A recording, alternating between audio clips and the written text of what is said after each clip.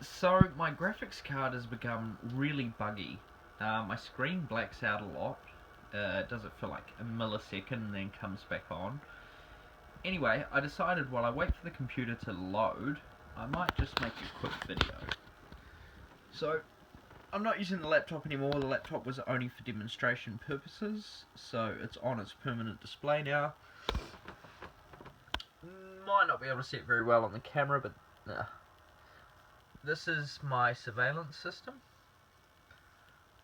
and it records every time it sees motion. It's not that good at night. It doesn't have night vision, so it relies on my outdoor light, but that doesn't give it enough vision. I thought I might just cover this touch to exit switch a bit more, because it's quite unique. I shit you not, this thing cost me $140 NZD, which is about maybe 80 or 90 US dollars. Very, very expensive. But it's the industrial standard here. Now, I had a YouTuber comment and say I should have an emergency... let me just turn the light on here and focus my camera. He said I should have an emergency release button, and that's what I'm thinking of getting.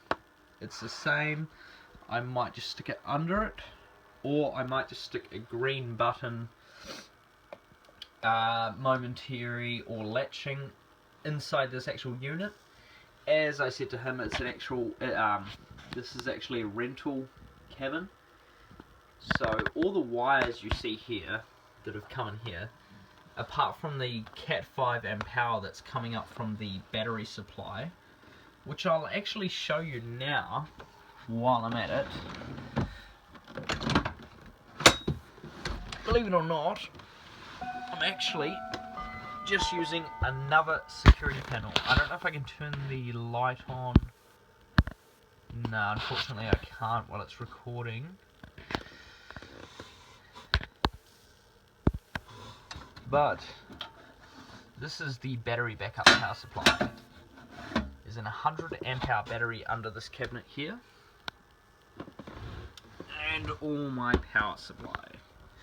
So I'll put this back now quickly. This is going to be a long video. So yeah, what I was trying to say before is all the cables are actually just run up into this panel here and are hidden behind this screen here. There's no holes in the sleep out apart from AC going to this panel, which one small hole. The switch here is actually bridged with this light switch. Panel is the only other hole. So I've managed to do it quite well, and it still looks very tidy. Anyway, we'll cover this touch to exit switch a bit better. So that's the one I got. It's actually a proximity switch, so you don't have to touch it physically. If I can get a good angle on this, I can get... You don't actually have to touch the switch. The switch has something called a heartbeat function. That's what they call it. I don't know why they called it that, but anyway. It will flash every few seconds just to let you know that it's still working.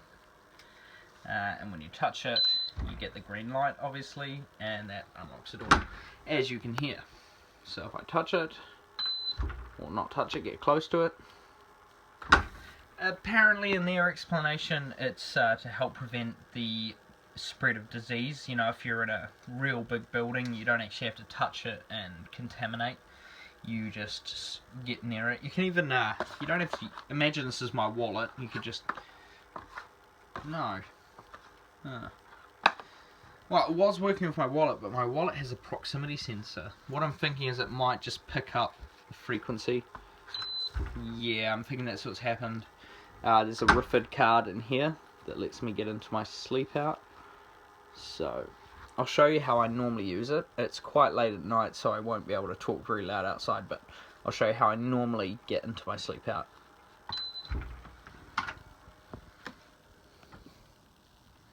So I normally just swipe my wallet.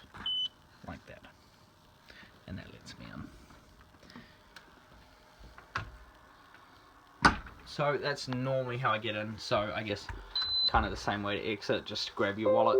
And the upside of that is it helps you make sure you've got your wallet on you. I've only had this thing in for a day and I've already been locked out 2 times because I just forget it.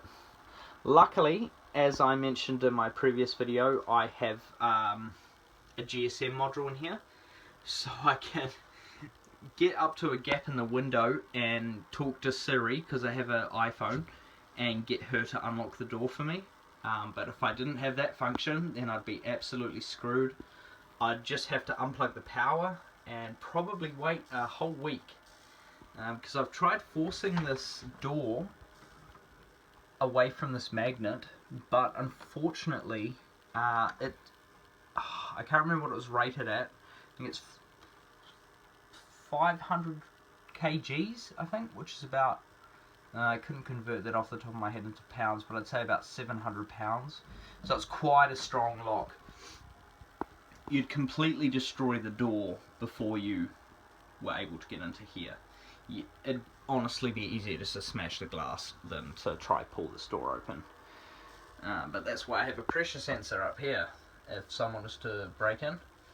And as soon as the alarm goes off, it doesn't only alert me via GSM, it sends an automated text message to our local police number, and it will call them around. Obviously I have to disconnect that when I test it, or else that wouldn't be very good. But you get the general idea of how things work here. I'm going to make a video tomorrow probably, more in depth about how the door deactivates when the alarm system, or the fire alarm system rather, goes off, and just how big the battery is under there, because it's ginormous, it's huge, and you kind of need it, because I'll show you on my sleep out. It's because it's a cabin and it's rental. I'll show you the plug.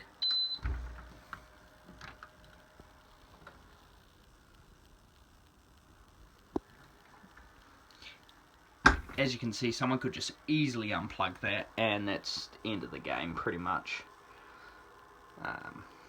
So yeah, that pretty much covers everything I wanted to say. My computer has completely loaded, so I'll see you in my next video.